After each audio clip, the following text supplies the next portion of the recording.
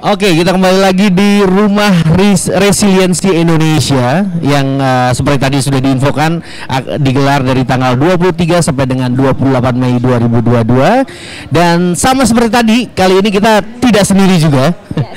Kita sudah ditemani dan ini jauh-jauh loh dari Jepang. Dari Jepang. Far away from Japan, you join us here, ya? Yes. Far away from Japan. I introduce Mr. Yoshito Kikumori. Welcome. Hello, and also Ibu Hastin. They're from GK Japan International Cooperation Agency. Kayaknya spellnya JK. How to spell it? Maybe better JK ya. JK. Oke, JK. Oke.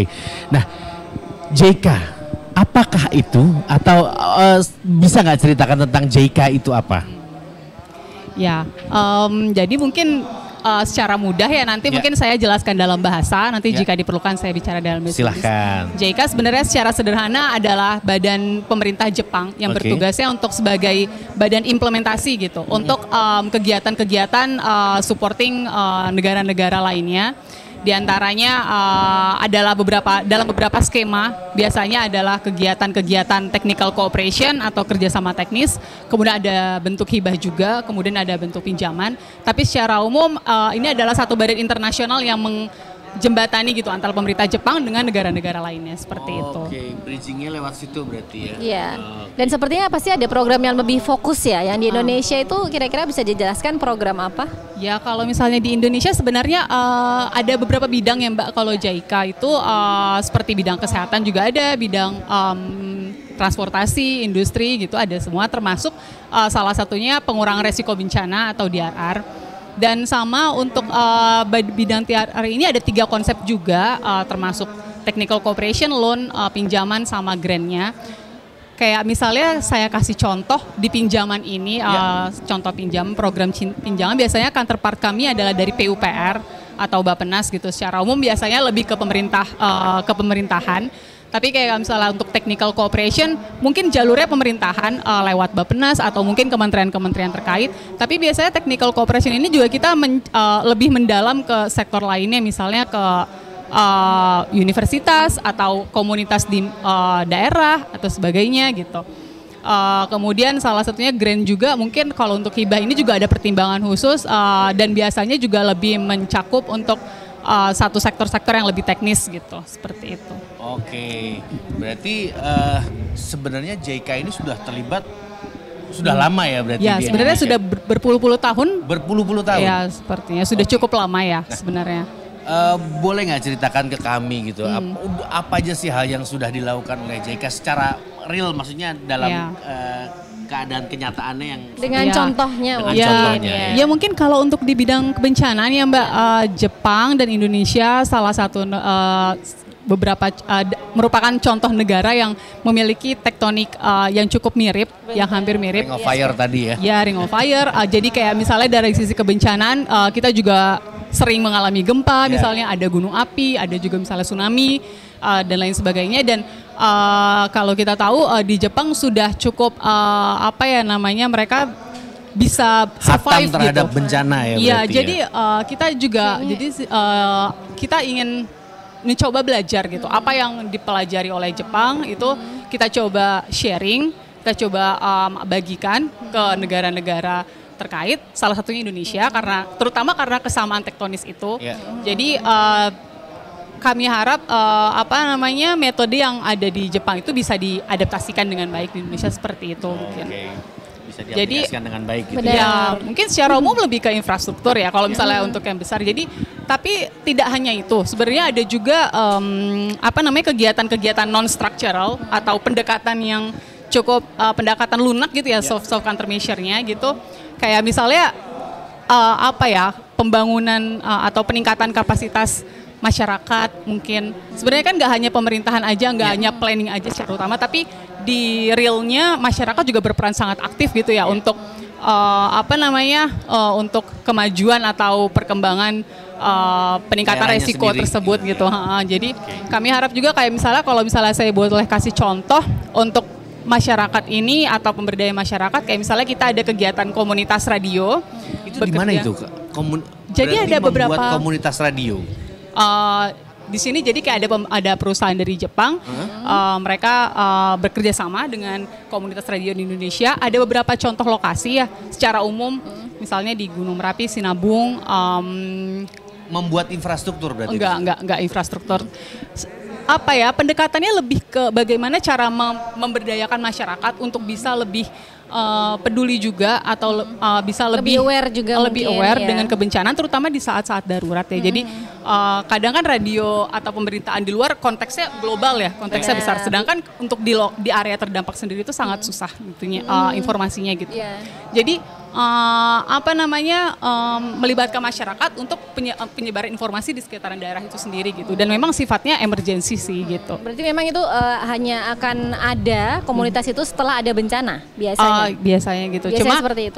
Kita sedang dikembangkan juga agar komunitas tersebut tetap berjalan. Mungkin nggak hanya dari segi kebencanaan, tapi mungkin kayak misalnya dari pas COVID misalnya kita bisa kayak memanfaatkan komunitas jaringan radio itu misalnya sebagai pembelajaran online gitu, misalnya untuk sekolah atau lain sebagainya. Untuk gitu lebih memperlancar komunikasi berarti ya? Iya, komunikasi juga seperti itu. Dan mungkin kalau misalnya contoh lainnya, misalnya yang di Merapi ada kayak kita punya satu proyek untuk meningkatkan pengetahuan masyarakat di sana, terutama murid sekolah.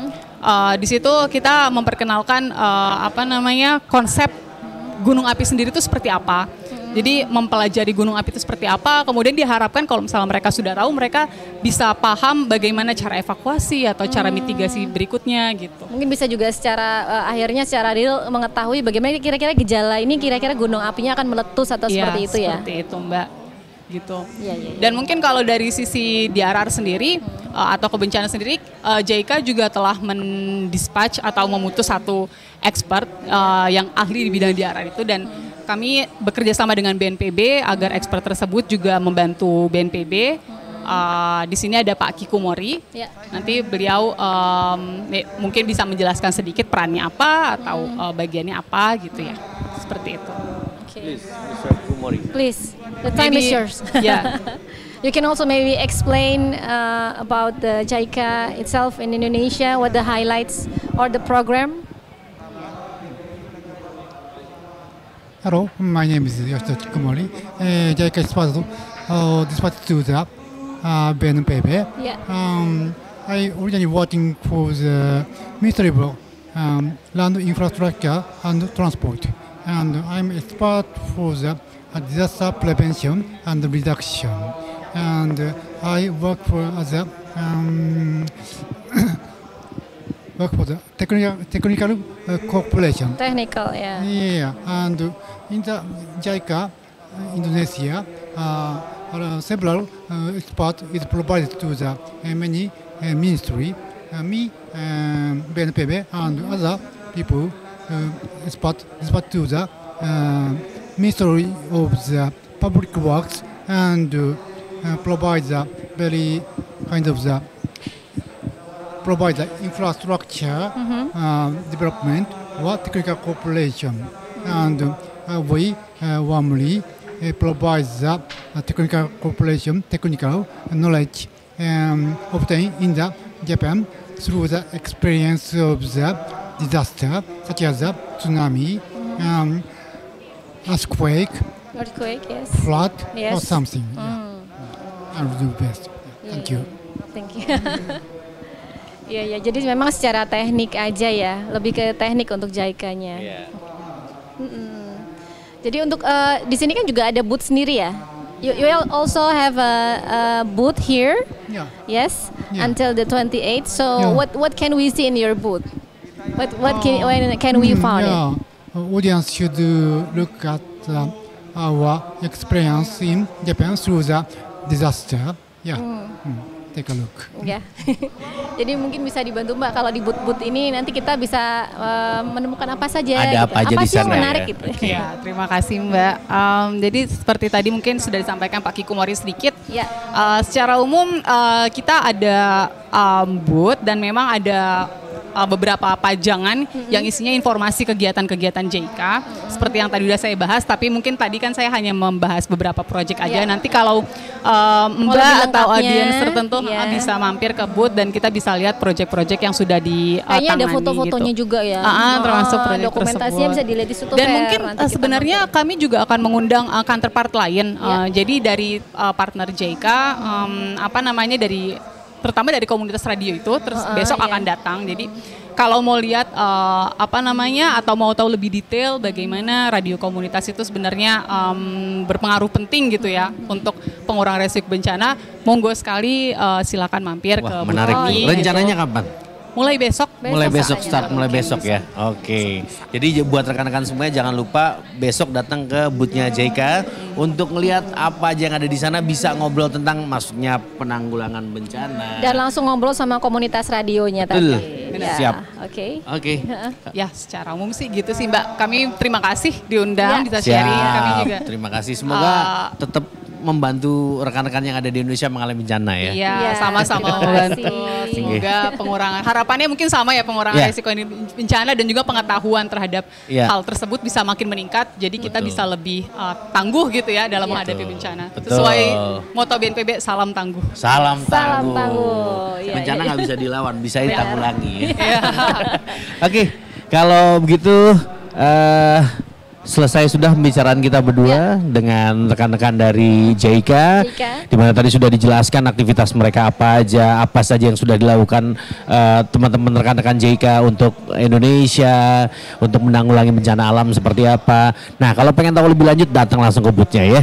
Oke, kalau begitu sekian dari Rumah Resiliensi Indonesia. Nanti kita bakal balik lagi dengan tamu-tamu yang lain ya, dengan rekan-rekan yang lain. Terima kasih banyak, selamat siang. Terima kasih semua.